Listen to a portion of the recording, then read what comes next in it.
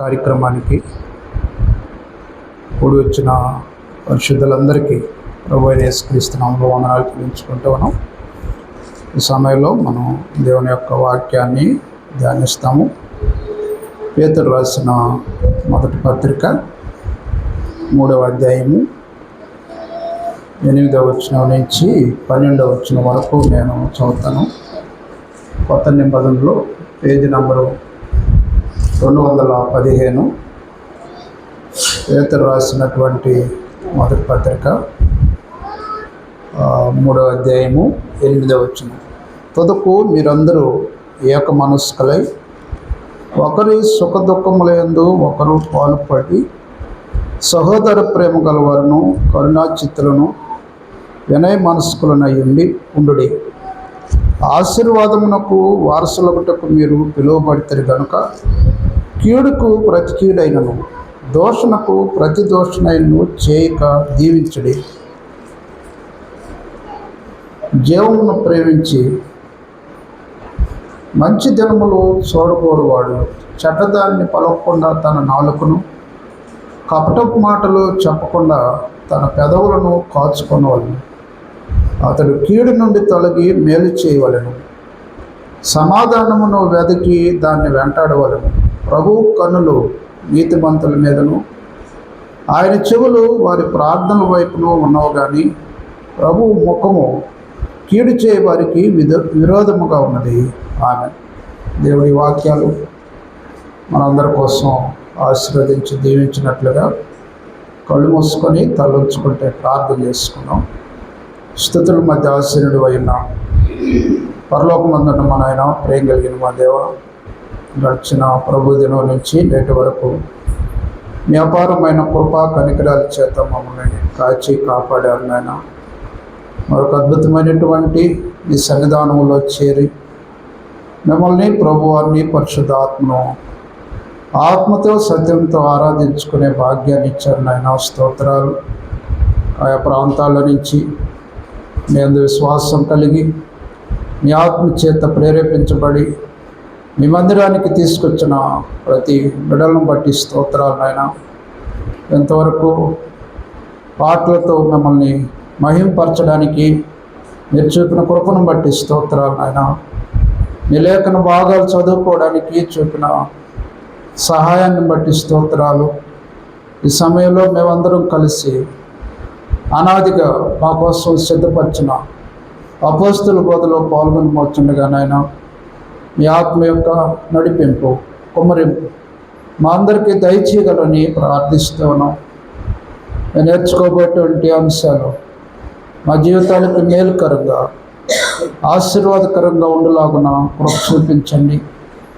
ఈ వాక్యాన్ని నాయన మేము అద్దంలో మా ముఖం చూసుకున్నట్లుగా మమ్మల్ని మేము పరిశీలించుకొని ఆయన మీ చిత్తమైతే మీకు ఇష్టమైతే అవసరమైతే మేము దిద్దుబాటు కలిగి ఆయన మీ చిత్తానుసారంగా ఈ లోకంలో బ్రతకడానికి కృప చూపించండి. ఆయన మరొకసారి మీరు చిన్న బిడ్డలందరినీ వాక్యాన్ని బోధిస్తున్న నన్ను మీ హస్తాలకు అప్పగించుకుంటూ మీ ఆత్మ యొక్క కాపుదల నడిపింపు కుమ్మరింపు మా అందరికీ దయచేయగలరని అపోస్తల బోధ పరిచర్యను మీరు ఆశీర్వదించి దీవించగలరని ఈ మా ప్రార్థన మా ప్రభువును రక్షకుడునైనా యేసుక్రీస్తు నామములో అడిగి వేడుకుంటున్నాం తండ్రి.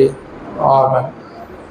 ఆరాధన కార్యక్రమంలో సమయంలో దేవుని యొక్క వాక్యాన్ని మనందరం కూడా కలిసి ధ్యానం చేద్దాము. మరి మనం సర్వసాధారణంగా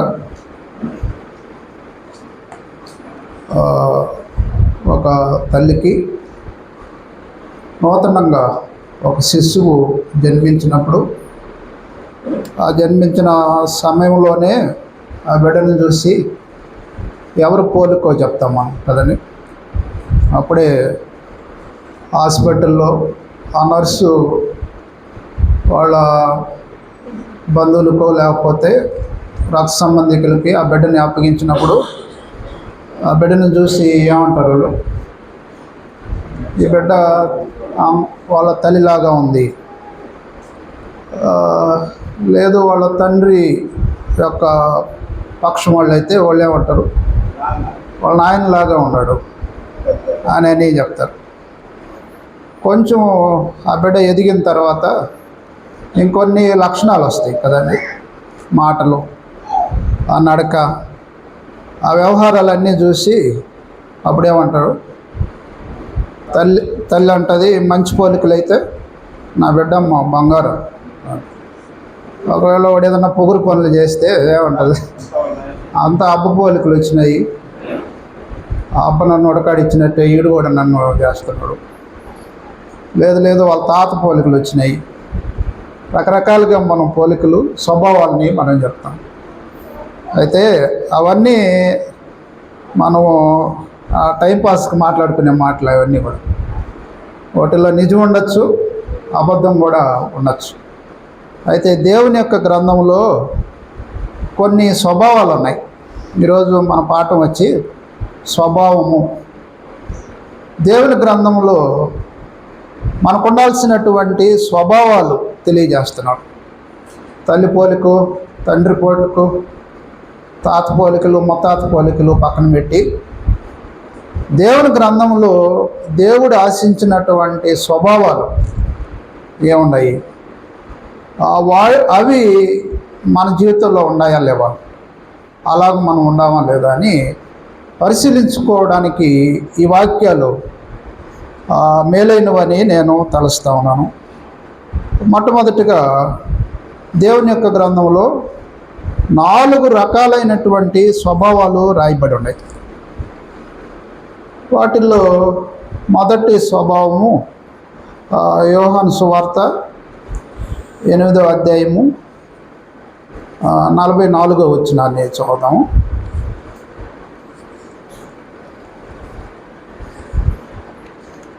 యోహాను సువార్త 8వ అధ్యాయము 44వ వచనాన్ని సోదరులు ఎవరైనా తీసుంటే చదవండి.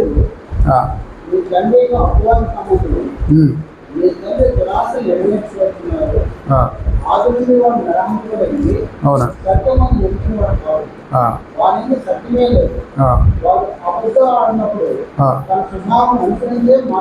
చాలండి.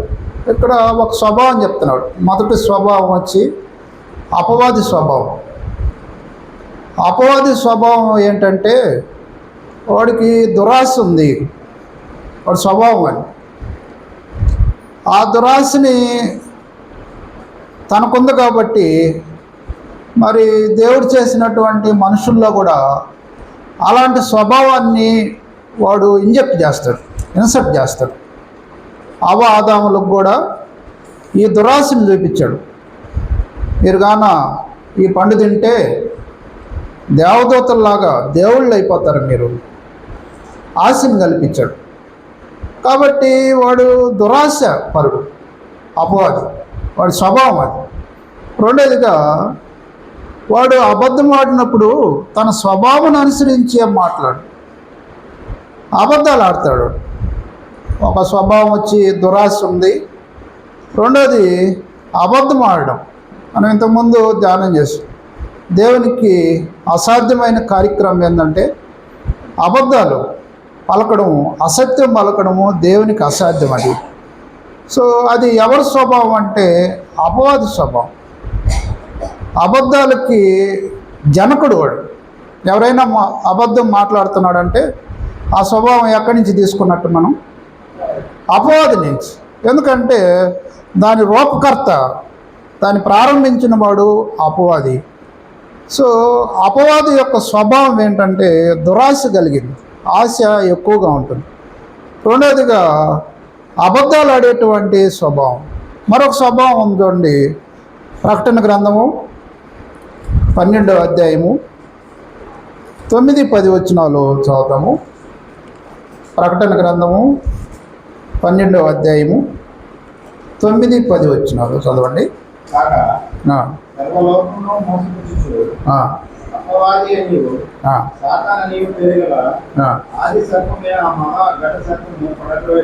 అవునండి,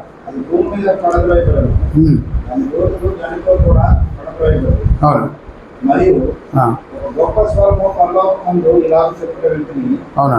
రాత్రి పగలు మన దేవుని ఎదుట మన సహోదరులైన నేరం మోపువాడైన అపవాది పడద్రోయబడి ఉన్నాడు కనుక ఇప్పుడు రక్షణయు శక్తియు రాజ్యము అతని దేవుని ఆయన. చాలు.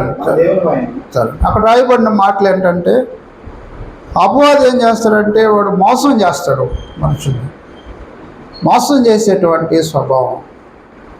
రెండవది, వాడు పడదోయబడినాడు. వాడికి ఇప్పుడు చేయాల్సిన పని ఏంటంటే మన సహోదరుల మీద ఏం చేస్తాడు?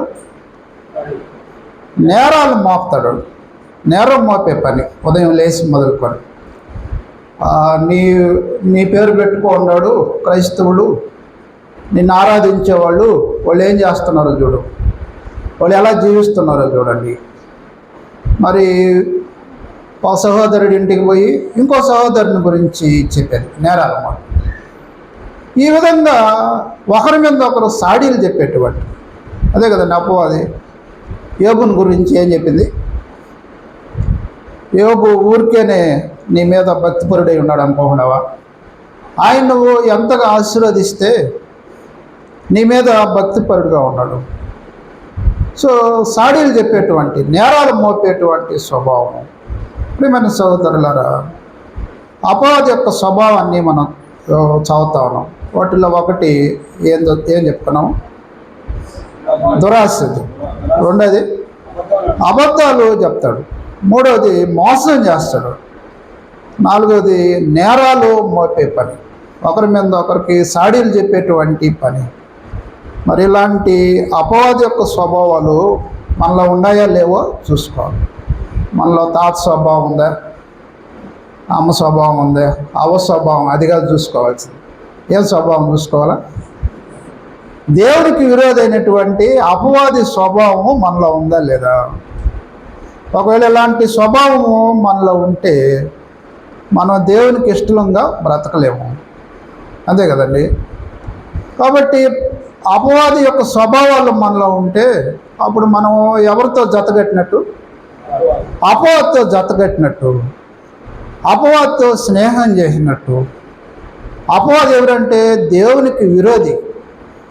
దేవునికి విరోధితో మనం స్నేహం చేసి దేవుని దగ్గర మనం ఎలా ఆశీర్వాదము పొందగలం?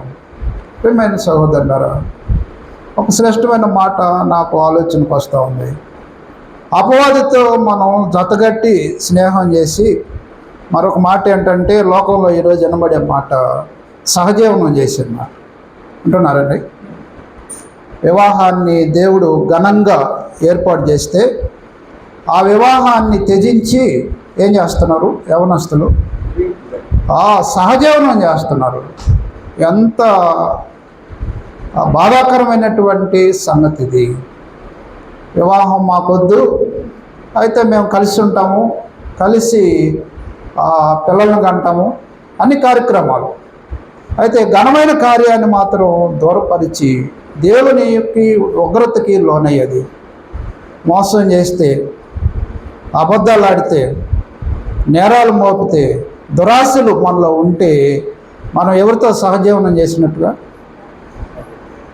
దేవునికి విరోధైనటువంటి అపవాదితో మనం సహజీవనం చేసినట్టుగా దేవుడు భావిస్తాడు. ప్రియమైన సహోదరి సోదరులారా, అలాంటి లక్షణాలు మనలో ఉంటే మనం మారు మనసు కలిగి ఒప్పుకొని వాటిని విడిచిపెట్టి దేవునికి ఇష్టంగా మనం బ్రతకాలి. మరొక స్వభావాన్ని నేను మీకు తెలియజేయడానికి ప్రయత్నం చేస్తాను. రోమీయులకు రాసిన పత్రిక 8వ అధ్యాయము 6వ వచనం నుంచి కొన్ని వచనాలు చూద్దాం.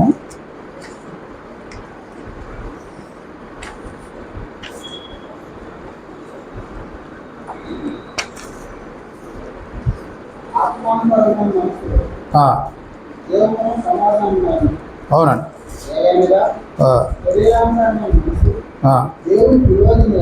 అవును. అవును. అవును. దేవుని సంతోషపడుతున్నాడు. ఉమ్. దేవుని ఆత్మ మీలో నివసించడం వల్ల అవును. మీరు ఆత్మ స్వభావం కలగాలి కానీ ఆ. శరీర స్వభావం కలగాలి. చాలండి. ఇక్కడ ఇంకో స్వభావం రాస్తున్నారు. ఏం స్వభావం అది? ఆ? శరీర స్వభావం గలవారు వాళ్ళు కొద్దిమందిని చెప్తున్నాడు. వాళ్ళు ఆత్మానుసారులు కాదు, ఆత్మను అనుసరించి జీవించేవాళ్ళు కాదు. ఆత్మను అనుసరించి జీవిస్తే మనకు జీవం వస్తుంది, శరీరాన్ని అనుసరించి జీవిస్తే మనకు మరణం కలుగుతుంది. ఈ శరీరము శాశ్వతం అనుకుంటున్నారు చాలామంది.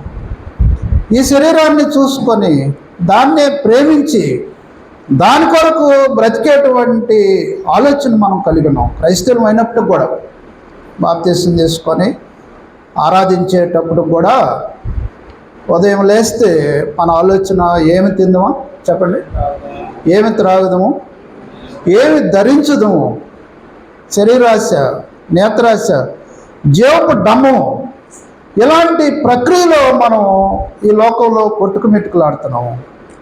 అలాంటి స్వభావము దేవుని యొక్క చిత్తాన్ని, దేవుని యొక్క ధర్మశాస్త్రాన్ని నెరవేర్చలేదు శరీరాన్ని ప్రేమించేవాళ్ళు.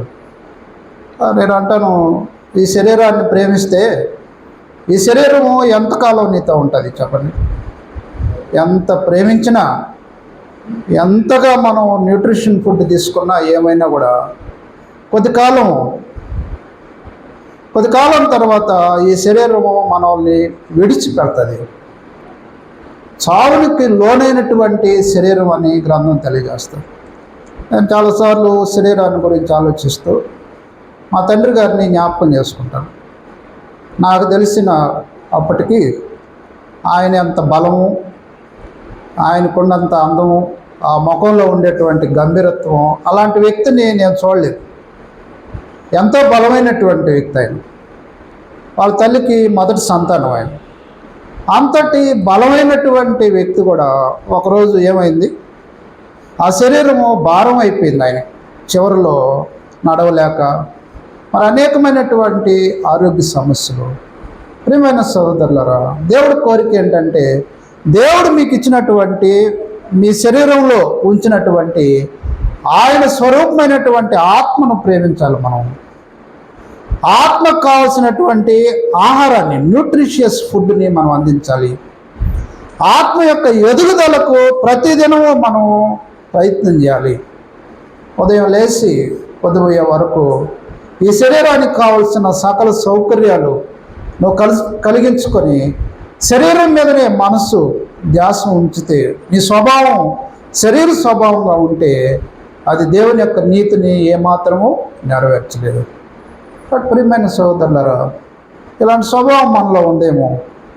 ఈ శరీరాన్ని నువ్వు నమ్ముకుంటే అది నిన్నేం చేస్తుంది? నిన్ను మోసం చేస్తుంది. అంతే కదండి. శరీరం ఏం చేస్తుంది? నిన్ను మోసం చేస్తుంది. ఒక రోజుకి కళ్ళు కనబడకుండా పోతాయి, చెవులు వినబడకుండా పోతాయి.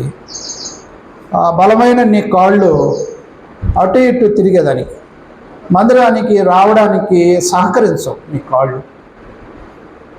కాబట్టి ఆ శరీరానికి ఎప్పుడెప్పుడు ఈ శరీరం వదిలేస్తే పోద్ది, నేను ఈ శరీరాన్ని మోయలేను అనేటువంటి భారమైన స్థితికి అది మనం ఇష్టపడకపోయినా జరిగే కార్యక్రమం.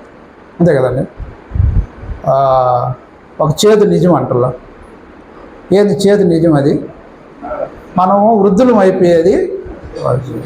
చాలామంది మనం అందరం కూడా, నేను అప్పుడప్పుడు అనుకుంటాను,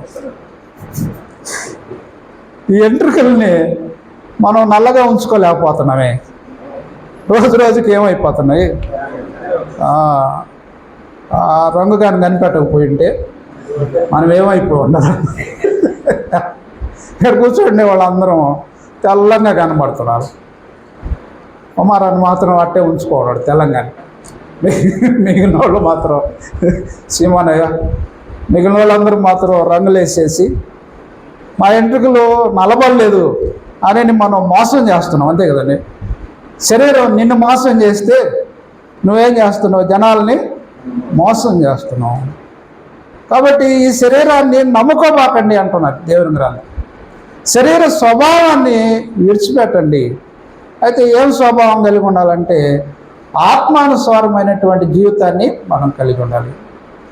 ప్రసన్న చదివిన వాక్యంలో ప్రభు దినమున యోహాను ఏమయ్యాడు? ఆత్మావస్తుడినైతిని. నాకు ఇష్టమైన మాట అది. ప్రభు దినంలో ఉదయాన్నే లేచి ఈరోజు ప్రభు దినము, ఈ దినాన్ని ప్రభు కోసం ఇచ్చేయాలా ప్రార్థన చేసుకొని సిద్ధపడి సమయానికి దేవుని మందిరానికి వచ్చి ఆ వాక్యాన్ని జాగ్రత్తగా రాసుకొని చదువుకొని దేవుని మనసారా ఆరాధించుకొని గత వారంలో మనం ఏదైనా పొరపాట్లు చేస్తుంటే ఆయన సన్నిధానం ఒప్పుకొని విడిచిపెట్టి వదిలేసి మనం హ్యాపీగా ఇంటికి పోతే ఎంత సంతోషం. ఈ వారం అంతా మనం ఎంత రీఛార్జ్ బాడీ అండ్ మైండ్. నీ మనసును బట్టే నీ శరీరం ప్రవర్తిస్తుంది సోదరులారా. వదిలేస్తే ఎంత సంతోషంగా మనం మన డ్యూటీల్లో అయితేమి, మన ఫ్యామిలీలో అయితేమి, ఇరుగు పొరుగు వారితో ఎంత హ్యాపీగా మనం గడుపుతాము. ఇలాంటి అనుభవం ఈ ప్రబోధనంలో ఆత్మావశుడివై నువ్వు పొందలేకపోతే ఆరాధన కార్యక్రమం వృధా అవుతుంది. ప్రియమైన సోదరులారా, మరొక స్వభావాన్ని నేను చెప్తున్నాను. 2 స్వభావాలు చెప్పినాను. ఏందయ్యి? ఒకటి అపవాది స్వభావం, రెండోది శరీర స్వభావం, శరీరానుసారమైనటువంటి స్వభావం.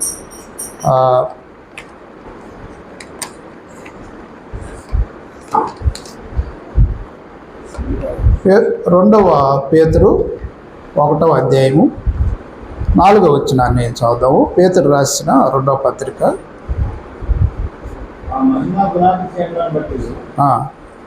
ఆయన మనకు అమూల్యమును అత్యధికమైన వాగ్దానములను అనుగ్రహించి ఉన్నాడు.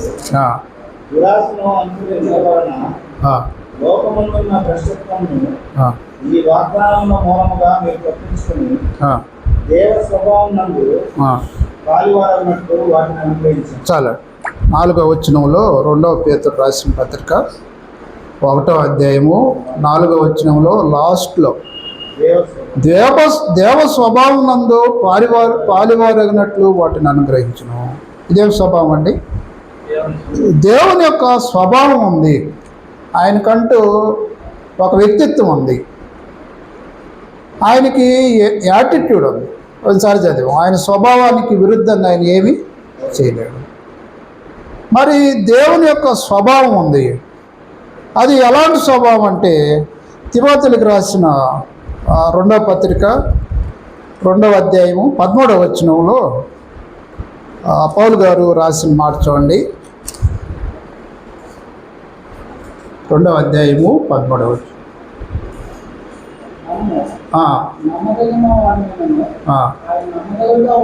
అవునండి, అవును. ఆయన స్వభావం ఒకటి ఉంది, దేవుని యొక్క స్వభావం. ఆ స్వభావం ఏంటంటే మనం నమ్మలేని వాళ్ళం, నమ్మకం లేని వాళ్ళం కదా. మనం ఎవరు నమ్ముతారు? దేవుడు మనల్ని ప్రేమిస్తున్నాడు కాబట్టి ఆయన నమ్ముతున్నాడు. మన పక్కింటి వాళ్ళు మనం నమ్ముతారా? మన స్నేహితులు, మనతో ఇరుగు పొరుగు వాళ్ళు, మనతో పనిచేసేవాళ్ళు నమ్ముతారా? వాడు మాట మీద నిలకడలేనాడు.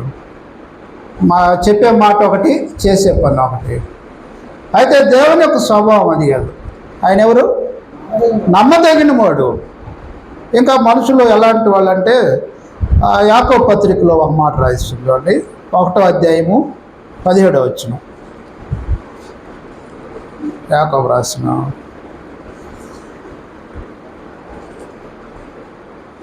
1వ అధ్యాయము 17వ. అవును,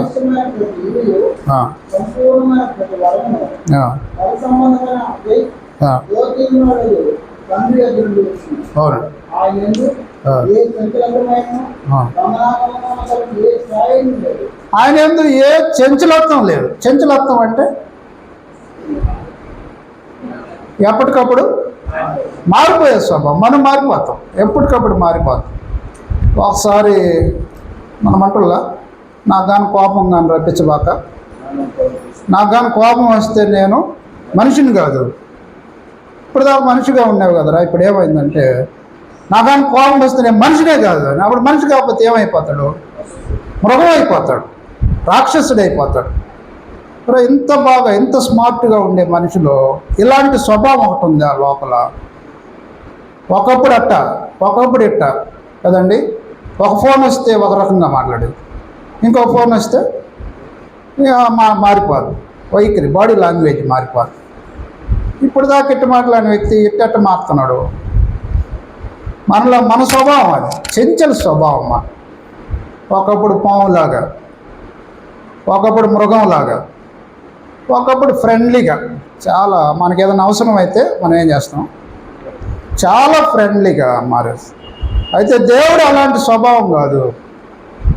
ఆయన చంచలత్వం లేనివాడు, గమనాగమనంలో ఏ ఛాయ లేదు, ఆయన నమ్మదగినవాడు. అందుకని లోకంలో అనేక మంది ఆయన నమ్ముకుంటున్నారు కదండి. వాళ్ళు ఏ కులమైనా, ఏ మతమైనా, ఏ జాతి అయినా, అనేక మంది దేవుణ్ణి ఎందుకు నమ్ముతున్నాడంటే మనం ఎలాంటి వాళ్ళమైనా ఆయన నమ్మదగినవాడు. ఆయన్ని నమ్ముకుంటే ఆయన మేలు చేస్తాడు.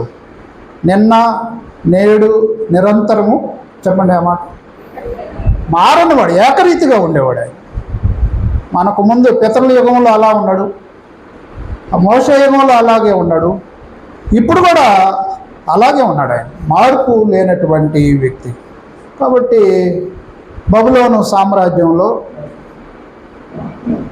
నెబుకద్నెజర్ రాజు 70 అడుగుల విగ్రహాన్ని, బంగారు ప్రతిమను చేయించి ఏం చెప్పినాడు అందరికీ, మీరందరూ పెద్దలు చిన్నలు అందరూ ఆ ప్రతిమకి నమస్కరించాలా, పూజించాల్సిందే, ఖచ్చితంగా చేయాల్సిందే, ఇది నా ఆజ్ఞ. అయితే దేవుని ఆజ్ఞ ఉంది, నన్ను తప్ప ఎవరిని మీరు పూజించకూడదు, ఏ రూపాన్ని చేసుకోకూడదు, ఎవరికి మొక్కకూడదు, ఆకాశానికి కానీ భూమికి ఎవరికి ఏ రూపాన్ని మీరు చేసుకోకూడదు. ఆ ఆజ్ఞకి లోబడి బ్రతికేటువంటి యవనస్తులు ఆ సామ్రాజ్యంలో ఉన్నారు కదండి. ఎవరు వాళ్ళు? షడ్రకు, మెషకు, అబేద్నెగోలు ఆ దేశంలో ఉన్నారు. వాళ్ళు మినిస్టర్ పదవిలో ఉన్నారు, రాజుకు దగ్గరలో ఉన్నారు. అప్పుడు ఒక రోజు మీటింగ్ పెట్టాడు రాజు. ఆ మీటింగ్ పెట్టి మాట్లాడుతున్నాడు, రే ఎవరైనా నేను పెట్టించిన ప్రతిమకి మొక్కన వాళ్ళు ఎవరైనా ఉంటే వాడిని అగ్నిగుండంలో వేస్తాను. ఈ లోపల ఒకరు వచ్చి చెవులో చెప్పినారు ఆయనకి, అయ్యా ఎవరో ఎక్కడో లేరు, నీకు ఈ పక్క ఆ పక్కనే ఉన్నారు. అవునా? ఎవరు వాళ్ళు అంటే షడ్రకు, మెషకు, అబ్దెనెగో, వాళ్ళు మినిస్టర్స్, రాజుతో కూడా కూర్చొని ఉన్నారు వాళ్ళు. అప్పుడు రాజు అడిగాడు, షడ్రకు, మెషకు, అబేద్నెగో వాళ్ళు చెప్పేది నిజమేనా? వాళ్ళు చెప్పారు అంటే వాళ్ళలో ఏం భయం లేదు. అవును నిజమేనని చెప్పినారు. ఏం చెప్పారు? నిజమేను, నీకు జవాబు చెప్పాలన్నటువంటి భయము, చింత మాకు లేదు. నేనేం చేస్తానో తెలుసు, అగ్నిగుండంలో వేస్తాను, వేసి మా దేవుడు మమ్మల్ని రక్షిస్తే రక్షిస్తాడు, రక్షించకపోయినా మాకేం చింత లేదు. ఎందుకంటే మనలాగా వాడు శరీరాన్ని ప్రేమించేవాడుగా, పోతే శరీరం పోద్ది, ఆత్మని ఎవరేమీ చేయలేరు. ఆయనకి రౌద్రం అయిపోయింది, పాపం వచ్చేసింది. ఈయన 7 చేశాడు, అదే కదండి రాయబడింది దానియాలు కదా. 7 చేసి ఈ మొగ్గల్ని తీసిపోయి వేసేసారు. ఆ వేసిన వాళ్ళు కాలిపోయినారు. ఎంత తీవ్రంగా ఉందో చూడండి. ఆ ముగ్గురు మన బైబిల్ స్టడీలో కూడా మనం ధ్యానం చేసి, వాళ్ళలో స్విమ్మింగ్ పూల్లో తిరిగినట్టు ఉంది వాళ్ళకి, అగ్నిగుండంలో తిరిగినట్లేదు వాళ్ళకి. వాళ్ళ ముగ్గురితో కూడా ఇంకొక ఆయన ఉన్నాడు. ఎవరు? రాజు అన్నాడు, మరి మనం ముగ్గురిని వేస్తే 4 ఉన్నారే, ఏంది ఇది? ఆ 4వ వ్యక్తి దేవ స్వభావం లాగా ఉన్నాడు, బయటకు తీయండి. తీస్తే అగ్ని వాసన వాళ్ళకి అంటలేదు. నేను ఎందుకు చెప్తున్నానంటే దేవుని నమ్ముకుంటే ఆయన ఎవరు? నమ్మదగినవాడు, ఎంతైనా నమ్మదగినవాడు. నువ్వు ఎలాంటి పరిస్థితుల్లో ఉంటే, ఎలాంటి చిక్కుల్లో ఉంటే, ఎలాంటి ఇబ్బందుల్లో ఉంటే అగ్నిగుండంలో నుంచి రక్షించే వాళ్ళు ఎవరు లేరు, అయితే మన దేవుడు తప్ప. అప్పుడు ఆయన నెబుకద్నెజర్ అన్నాడు, షడ్రకు, మెషకు, అబేద్నెగోలు పూజిస్తున్నారు దేవుడు, ఆ దేవుడే నిజమైన దేవుడయ్యా, సత్యమైన దేవుడు, ఆయన్నే మనం కూడా పూజించాలా? వీళ్ళు ఎందుకు 70 కాకపోతే 140 అడుగులు పెడితే ఏం ప్రయోజనం అవుతుంది? ఎంత సాక్ష్యాన్ని అనుభవించారు. ప్రియమైన సోదరులారా, ఇంకా మనకు అపనమ్మకం ఉందా? ఇంకా అవిశ్వాసంలో మనలో ఉందా? ఆయన మేలు చేస్తాడో చేయడో, మన సహాయం చేస్తాడో చేయడో అనేటువంటి అపనమ్మకం ఉంటే ఈరోజు తీసేసుకోవాలి. దేవుని యొక్క స్వభావానికి విరుద్ధంగా ఆయన ఏం చేయలేడు. ఆయన నమ్మదగిన దేవుడు. నిన్ను నన్ను ఆయన రక్షించేదానికి సహాయం చేసేవాడు. నేను 3 స్వభావాలు చెప్పాను. మొదటి స్వభావం అపవాది స్వభావం. అపవాది ఏం చేస్తుంది?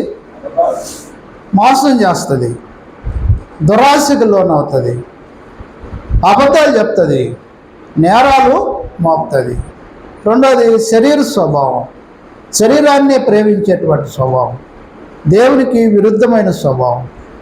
మూడోదిగా దేవుని యొక్క స్వభావం. అది ఆ దేవుని స్వభావం ఎలాంటిదంటే నమ్మదగిన స్వభావం, ఎలాంటి చంచలత్వం లేనటువంటి స్వభావం. ఆయన నమ్ముకున్న వాళ్ళు, ఆయన ఆరాధించేటువంటి వాళ్ళు, ఆయనకు లోబడేటువంటి వాళ్ళని నిత్యము వెన్నండి కాపాడేటువంటి స్వభావం అయింది. మరొక స్వభావాన్ని మీకు తెలియజేస్తాను. హెబ్రీయులకు రాసిన పత్రిక 2వ అధ్యాయము 16వ వచనం నుంచి కొన్ని వచనాలను చూద్దాము. 2వ అధ్యాయము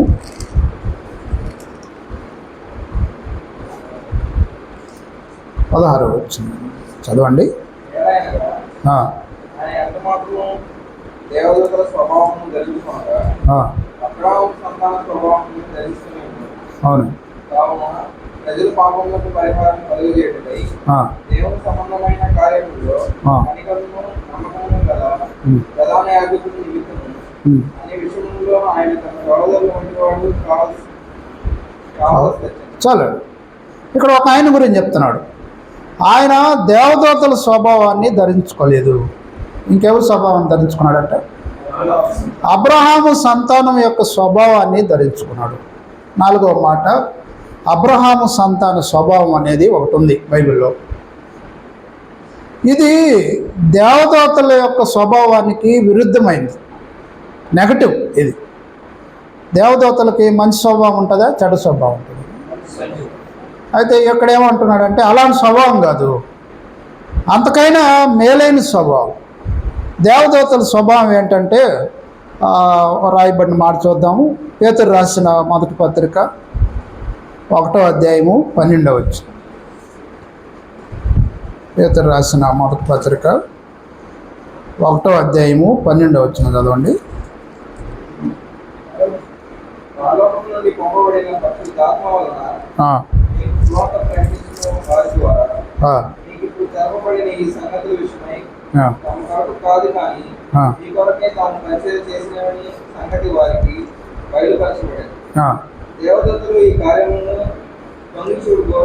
చాలండి. దేవదూతల స్వభావం ఏంటంటే వాళ్ళు భూమి మీద ఏదైనా ప్రోగ్రాం జరుగుతుంటే వాళ్ళు ఏం చేస్తారు? తొంగి చూస్తుంటారు. అంటే స్పెక్టేటర్స్ అంటారు, వాళ్ళు చూస్తుంటారు. అయితే కానీ నీతో కూడా వచ్చి వాళ్ళు పాల్గొనరు. వాళ్ళు నువ్వు కష్టాల్లో ఉండవు, ఇబ్బందుల్లో ఉండవు, వాళ్ళు చూస్తుంటారు. వాళ్ళంతటా వాళ్ళు వచ్చి నేను కాపాడరు. నువ్వు పాపం చేస్తున్నావు, వాళ్ళు చూస్తారు. వాళ్ళు అంతేగాని నిన్ను పాపం చేయకుండా వాళ్ళు అడ్డుపడలేరు. అలాంటి స్వభావం కాదు అది. అయితే ప్రభు స్వభావం అది కాదు. ప్రభు ఏం చేస్తాడు? ఆయన అబ్రహాము స్వభావం, సంతానం యొక్క స్వభావం కలిగి ఆయన నీ జీవితాన్ని కలుగు చేసుకుంటాడు. ఆయన నీకు సహాయం చేస్తాడు. ఆయన అర్థమైందండి తేడా. దేవదూతల స్వభావానికి యేసు ప్రభు యొక్క స్వభావానికి ఏంటంటే నీ వ్యక్తిగత విషయంలో ఏమైనా జరిగితే దేవదూతలు చూస్తారు. They are only visitors, spectators. అయితే ప్రభు అలాంటి వ్యక్తి కాదు. నీలో, నీ కుటుంబంలో, నీ జీవితంలో ఒక భాగంగా ఉండి ఆయన కార్యాన్ని జరిగిస్తాడు.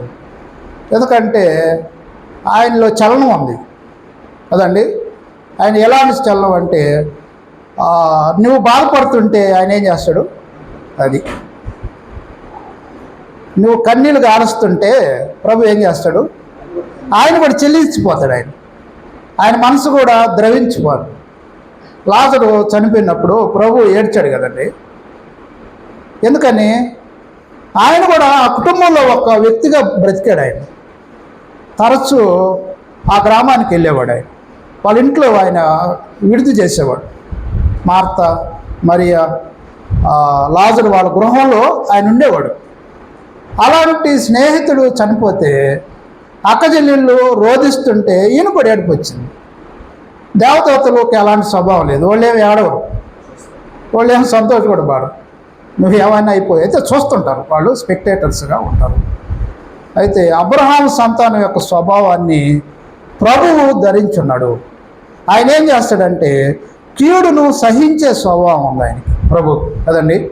మనం ఎన్ని పాపాలు చేసినా, ఎన్ని కీడులు చేసినా మళ్ళీ మనం ఏం ప్రార్థన చేస్తున్నామంటే, అయ్యా నీ రక్తం చేత నన్ను కడగండి, నా మీద ప్రోక్షించండి అని మనం ఒప్పుకుంటుంటే ఆయన సహిస్తున్నాడు. అబ్రహాం యొక్క సంతానంలో భాగము యోసేపు ఉన్నాడు కదండి. అవును కదండి. యోసేపుకి ఎంతమంది అన్నదమ్ముళ్ళు? ఒక తమ్ముడు ఉన్నాడు, 10 మంది అన్నలు ఉన్నాడు. తల్లి లేని బిడ్డ ఎవరు కుమారుడు? ఎవరు చెప్పండి? రాహేలు కుమారుడు. వాళ్ళు కనానికి వచ్చే మార్గంలోనే రాహేలు చనిపోయింది, మధ్యలోనే చనిపోయింది. ఎవరిని ప్రసవిస్తా చనిపోయింది? బెన్యామిన్, నా దుఃఖపుత్రుడు అని రాహేల్ అంటే, యాకోబు ఏమన్నాడు? నా కుడి చేతి పుత్రుడు బెన్నమి అంటాడు. బెన్నమి అనే మాటకు అర్థం ఏంటంటే దుఃఖపుత్రుడు. కాబట్టి యోసేపుని బెన్యామిన్ని వాళ్ళిద్దరే రాహేలు సంతానం. ఆ తల్లి చనిపోయిందని వారిని, ముఖ్యంగా యోసేపుని యాకోబు ప్రేమిస్తున్నాడు, ఎంతగానో ప్రేమిస్తున్నాడు. అందుకని ఈ 10 మంది ఏం చేశారు? కక్ష కట్టారు, కుట్ర పన్నారు. పట్టుకొని కాళ్ళు చేతులు కట్టేసి బొంట్లో వేసి కుమ్మాడు వారైనారు. ఇదే అవకాశమే. ఎంతగా బతిమాలుతున్నాడు. వదులుతున్నారు, వాళ్ళ కనికరం చూపుతున్నారా? ఒరే తల్లి లేని బిడ్డే, మన కోసం ఆహారం తీసుకొచ్చినారే, ఇలా చేయకూడదు అని ఏమాత్రం కనికరం చూపకుండా గుంట్లో వేసి కొట్టి అనిపడైనారు. అలాంటి వ్యక్తులు మళ్ళా కనబడితే అప్పుడు యోసేపు ఏం చేయన్నాడు? వాళ్ళు చేసిన కీడు కనబడటం లేదు. వాళ్ళు చేసిన కీడు కనబడటం లేదు.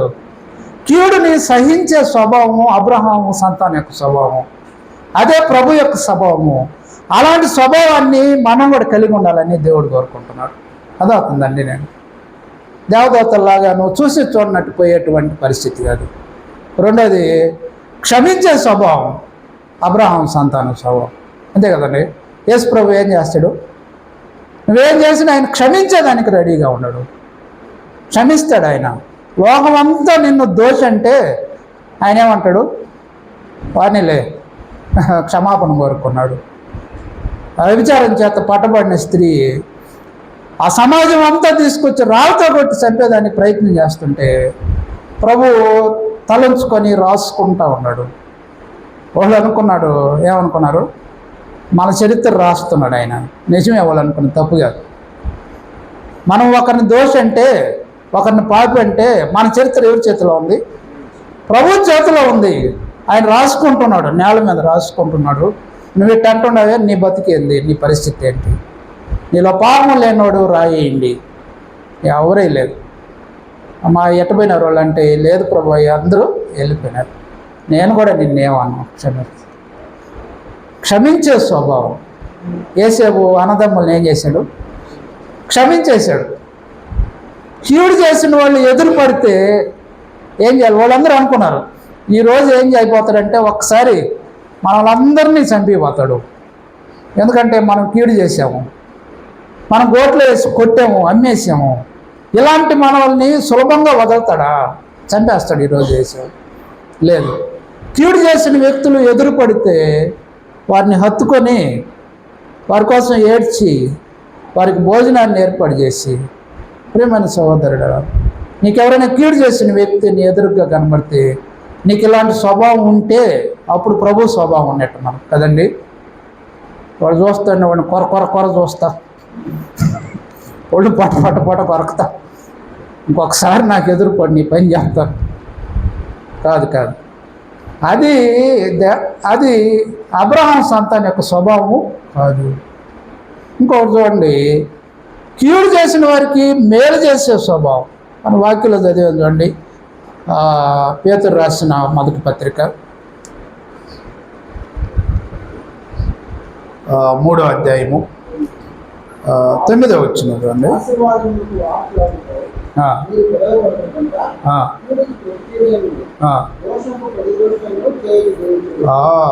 అది మనందరము బ్లెస్సింగ్ కోసం పిలువబడ్డాం.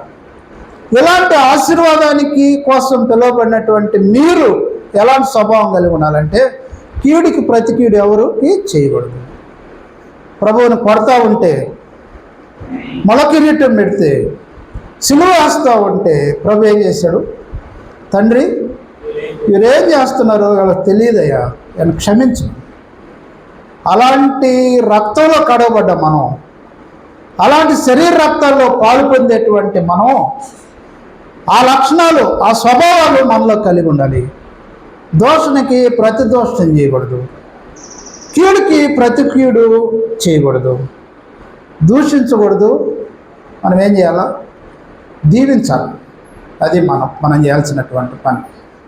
వాళ్ళందరినీ కూడా యేసేపు దీవించి ఆశీర్వదించి రాజుకు రికమెండ్ చేసి గోషాని దేశంలో వాళ్ళందరికీ ఒక స్వాస్థ్యాన్ని ఇచ్చాడు. మీ గొర్రెలు మీరందరూ కూడా ఉండండి, మీకు సమృద్ధిగా ఏం కావాలన్న కొదవలేదు.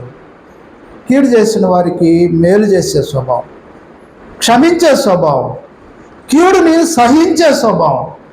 నీ శత్రువు నీ కంటపడితే నీ మనసు కరిగిపోయేటువంటి స్వభావం, క్షమించే స్వభావం. ఇది దేవుడి స్వభావాలు. ఇవి అబ్రహాం యొక్క సంతానం యొక్క స్వభావం. మనం కూడా అబ్రహాం సంతానం కదండి, అవును కదా?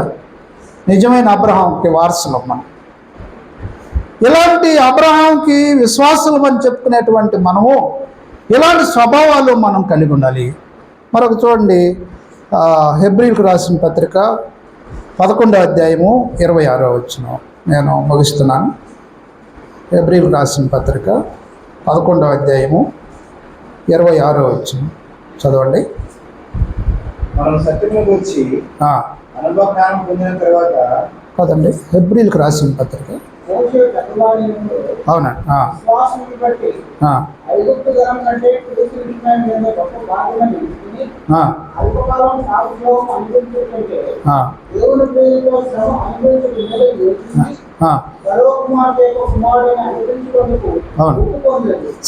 చాలు.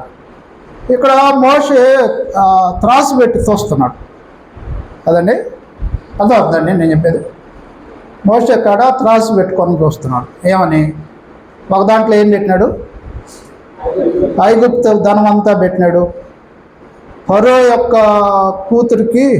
కుమార్తెకి కొడుకులు లేరు, ఈయనే వారసుడు. ఫరోకు కూడా కొడుకులు లేరంట, కూతురు లేనంటుండేది. మరి ఆ కూతురికి కొడుకుగా ఉంటే నెక్స్ట్ రాజు ఎవరు అవుతాడు? మోషే అవుతాడు. ఇలాంటిది ఒక త్రాసులో పెట్టాడు. ఇంకో త్రాసులో ఏం పెట్టాడు? క్రీస్తు యొక్క మేలును గుర్చినటువంటి పరలోక సంబంధమైనటువంటి కీడు ఉంది, ఇబ్బందులు ఉన్నాయి. వాటిని ఒక పక్క పెడితే అప్పుడు దేని పక్క మొగ్గు చూపింది? పరలోక సంబంధమైనటువంటి ఆశీర్వాదాలని తీసుకొని కీడుని సహించి వీటన్నిటిని కూడా విడిచి వాటి కోసం చేశాడు. కాబట్టి శాశ్వత విలువల్ని, నిత్యత్వాన్ని త్రాసులో దూసే స్వభావం మనకు ఉండాలి. అదో ఉందని నేను చెప్పేది. ఈ లోక సంబంధమైన ధనం ఒక పక్క కనబడుతుంది, పరలోక స్వాస్థ్యం ఒక పక్క కనబడుతుంటే దేనికి మనం విలువ ఇవ్వాలా? ఈ లోక ధనాన్ని గెహాజీ ఏం చేశాడు? వెండికి బంగారుకై పరిగెత్తి దేవుడితో ఉండేటువంటి స్వాస్థ్యాన్ని పోగొట్టుకున్నాడు. అవును కదండి. నయమాను కుష్ఠరోగాన్ని పోగొట్టుకుంటే ఈయన ఏం చేశాడు? గెహాజీ తెచ్చుకున్నాడు. నాకు చాలా బాధగా ఉంటుంది ఆ వాక్యాన్ని చదివేటప్పుడు. దేవుని వాక్యంలో ఉంది. ఎవరైనా ఆ యొక్క శాశ్వతమైనటువంటి జీవాన్ని మరి ఆ విశ్రాంతిలో పాలుపంపులు పొందకుండా ఎవరైనా పోతారేమో, ఆ నిత్యత్వానికి దూరం అయిపోతారేమో, అది తలంచుకుంటే నాకు బాధగా ఉంది అంటాడు పౌలు గారు. ఆ మాట తలంచుకుంటే. కాబట్టి దేవుని బిడ్డలకి అబ్రహాము సంతానం యొక్క స్వభావం ఏంటంటే ఇహలోక సంబంధమైనటువంటి ధనాన్ని ద్వేషించేది, శాశ్వతమైన వాటి కోసం, పరలోకం కోసం త్రాసులో తూచి వాటి కోసం శ్రమ అనుభవించేదానికి సిద్ధపడేటువంటి స్వభావం. ఏమైనా సోదరి ప్రభువు కూడా అంతే కదండి. పరలోకాన్ని విడిచి, ఆ మహిమను విడిచి మన కోసం ఎంత శ్రమ అయినా పడేదానికి ఈ లోకానికి వచ్చాడే ప్రభు. అలాంటి స్వభావం మనం కలిగి ఉండాలి కదా. మనలో తాత పోలికి వచ్చిందే, ఆవు పోలికి వచ్చిందే, మేనమామ, ఈయనంతా మేనమామ ఉన్నట్టున్నాడు. మేనమామ పోలికి వచ్చింది. ఆ పోలికలు కలబలు మాటలు, టైంపాస్ మాట్లాడుకునే మాటలే. నో అవి కాదు. ఈ బైబిల్లో ఉండే స్వభావాలు నీలో అపవాద స్వభావం ఉందా, శరీర స్వభావం ఉందా, తీసివేయాలి. దేవుని యొక్క స్వభావం ఒకటి ఉంది, అబ్రహాం యొక్క సంతానం యొక్క స్వభావం ఉంది. అలాంటి స్వభావాలు మనలో అభివృద్ధి చేసుకునేదానికి మనం నిత్యము ప్రార్థించి ప్రయత్నం చేస్తే దేవుడు మనందరికీ మేలు చేస్తాడు. ఇలాంటి వాక్యాన్ని మీ అందరితో పంచుకోవడానికి దేవుడు ఇచ్చిన అవకాశానికి దేవునికి స్తోత్రాలు చెల్లించుకుంటూ ఎంతసేపు నాతో కలిసి ఈ వాక్యంలో పాల్గొన్న మీ అందరికీ కూడా ప్రభువు నా వందనాలు చెల్లించుకుంటూ అపోస్తలుల బోధ పరిచర్యను నేను ముగిస్తూ ఉన్నాను.